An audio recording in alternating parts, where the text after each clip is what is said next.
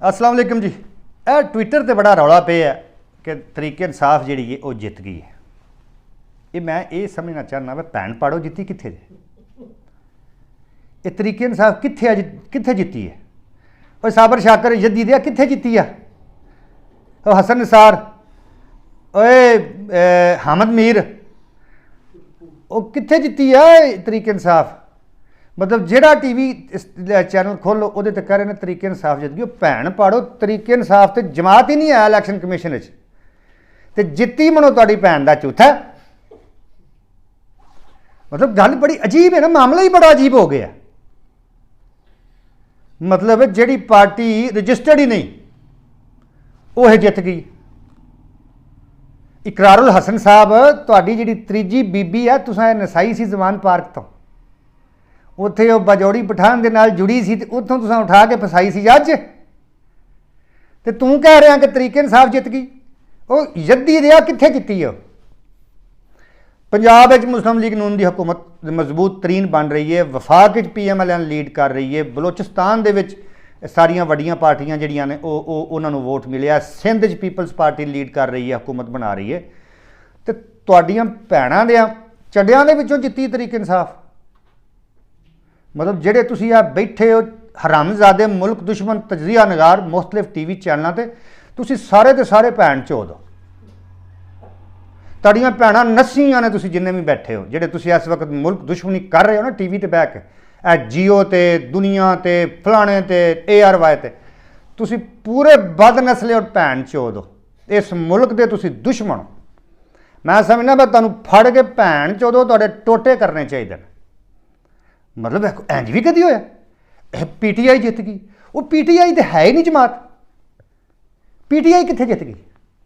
मतलब साबर शाकर जरा दस ना। उस तो बाद ARY वाले भैन चोदो दसो PTI कित्थे है।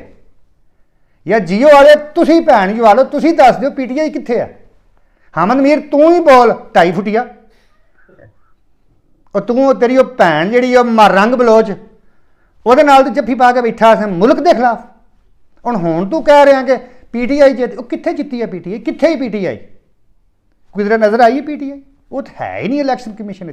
ये तो आज़ाद पंछी ने जिमें पिंडां दियां अरूड़ियां ते आज़ाद कुत्ते होंदे ने अड्डी की तलाश के विच और उन्होंने वो वोट पाया जिहड़ा मुल्क दुश्मनी का वोट सी वो पै गया। कोई गल नहीं ये वक्त आते रहंदे ने ये मुल्कां असीं कंट्रोल कर लांगे। ये वायरस खत्म कर लांगे असीं इंशाअल्लाह ताला। तो बहरल ये और कई जिहड़े भैन पड़क ने तजजिया नगार वो कह रहे हैं कि नून लीग नूं वफाक की हुकूमत नहीं लैनी चाहिए। वो भैन चोदो जे नून लीग नूं नहीं लैनी चाहिए तो तुहानूं लैनी चाहिए। ये मुल्क के मसाइल किन्ने ने तुहानूं पता इस गल दा। ये मुल्क किन्ना मसाइलस्तान बने तुहानूं इस गल दा पता।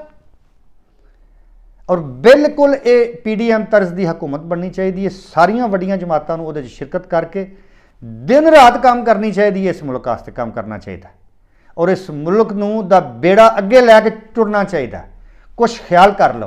तो यह जोड़े लंडे के तजजिया नगार भैन चौथ कोई मुसली है कोई मोची है कोई कम्यार है कोई भट्टी है खोते चार दे भैन चौथ आ गए इत्थे TV ते बह गए ने। तुसी अरशाद भट्टी नहीं वेख लो साडा हमसाया भैन पर खोती ते पट्ठे लैके जांदा सी।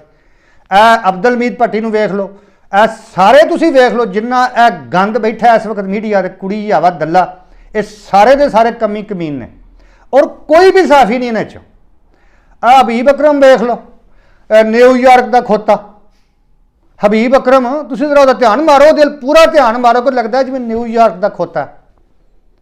इस तरह के लोग ये बह के पाकिस्तानी अवाम का कबाड़ा की जाते हैं कबाड़ा। तो इस वास्ते बिल्कुल हुकूमत पंजाब भी बनेगी नून लीग की वफाक PDM तर्ज बनेगी। बलोचिस्तान के भी इत्तेहादी बनेगी। सिंध पीपल्स पार्टी की बनेगी और स्ट्रांग हुकूमत होंगी इंशाअल्लाह ताला।